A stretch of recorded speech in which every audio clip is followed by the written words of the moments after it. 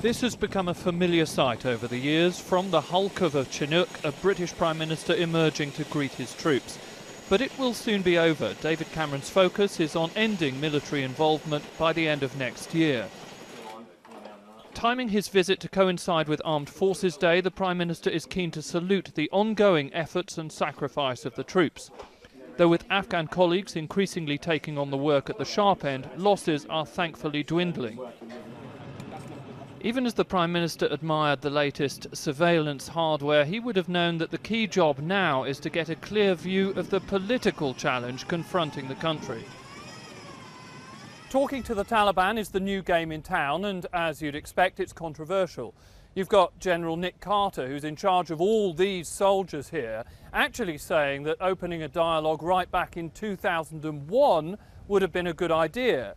But then any British politician would tell you embracing the very people who became a byword for nasty repression is a hard sell at home. What makes them now part of the solution, not the problem?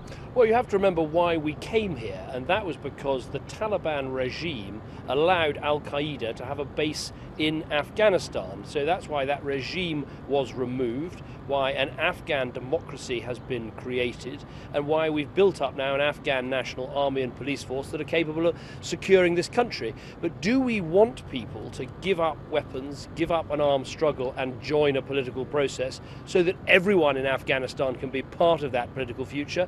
Yes.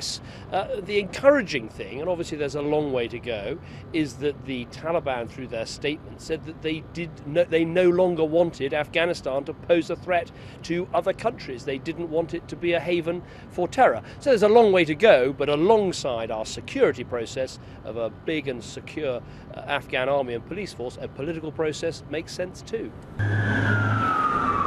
Afghanistan is never short of turbulence. The presidential palace was the subject of an attack just a couple of days ago. As David Cameron heads out, difficulties continue to mount up. Joey Jones, Sky News, Afghanistan.